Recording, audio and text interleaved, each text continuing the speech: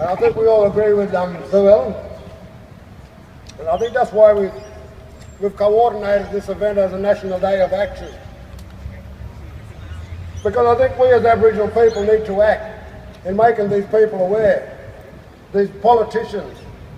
They need to be made aware that Aboriginal people are still alive in this country, we're still alive and well. And we'll continue to fight because that is our blood right. That is our obligation as Aboriginal people and as custodians to this country. We have that right to fight, not only for our land, not only for our cultural values, but for our children as well. And I think today has shown that we do have a number of people out there that are concerned, that are worried about how their children are going to be brought up in a society that we don't know too much about. Because it is a society that's only 230 years old. It's a very young society in terms of where we are and what we're doing in today's society.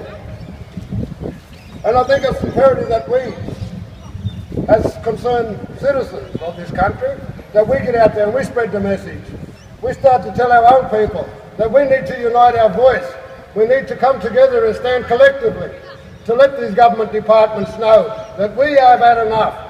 And it's now time that we bring the kids home, we start to make changes to the policies and legislations that keep Aboriginal Australia at a disadvantage, and we start to take control of our own lives. We start to take control of where we are standing in today's society. And if we collectively bring our knowledge, bring all those university degrees out there that we've got in our own communities, start to collectively put the pressure, apply the pressure to the government departments and say enough is enough. The time is now for Aboriginal Australia to become a permanent member of this society, and not only a permanent member of this society, but at least become involved in constitutional reform. Not pushed by the Aboriginal people that don't speak on behalf of us, not pushed by the Aboriginal people that do not have a mandate for Aboriginal Australia, but get out there to the people on the ground. Get out there to the little people that do not have a voice and speak to them, because they're the ones that are showing the concern. They're the ones that are dealing with the disadvantage. They're the ones that are suffering in their communities. So it's up to us to raise that voice and make these government departments accountable, not only for the stealing the children and kidnapping them from our arms, but also make them accountable for the disadvantaged state that Aboriginal people live in this country today. And let's tell them that we have had enough. And let's stand together as a unit. Let's stand together as a force.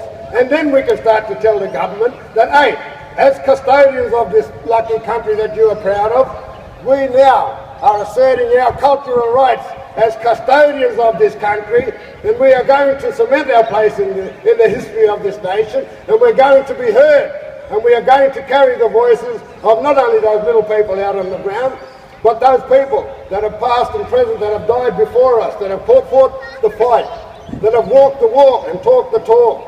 We now need to carry on that fight, and we now need to spread that message and make sure that every Aboriginal person in this country takes a stand against white invasion and start to become a power in this community. Start to become a power in knowing that we are going to be protecting our children, and knowing that our future children are going to be risen up and making sure that they carry the needs of Aboriginal Australia home for us. And there'll be a lot more easy society for them to live in. So I'd like to thank you all for today. I'd like to thank you all for coming and showing your support. We've got a film night tonight. Amnesty International is running a film night, Beyond Sorry. And they'll be running that at 79 Myrtle Street, Chippendale. So anyone that's interested, you can come along. It's about two Aboriginal ladies, one of them taken from both in the same community, one taken, lived in a white world, and the other lady had stayed in the country and became part of her own tribe, and she's learned all the cultural values and stuff, and they come back together and they meet up, and then they become friends, and they start to discuss all those issues that went down with the stolen generation. So you're almost welcome to come down and show your support. And we've also got a little 6-minute film on the artwork of our national campaign, and how that came about, and the artist is going to be giving a little talk about the development of that design. Again, thank you all for coming. And again, spread that word and make sure that other Aboriginal people are made aware of what's going on in this country, and make sure that other Aboriginal people, we all start to become a collective and fight against the disadvantaged state that we are in.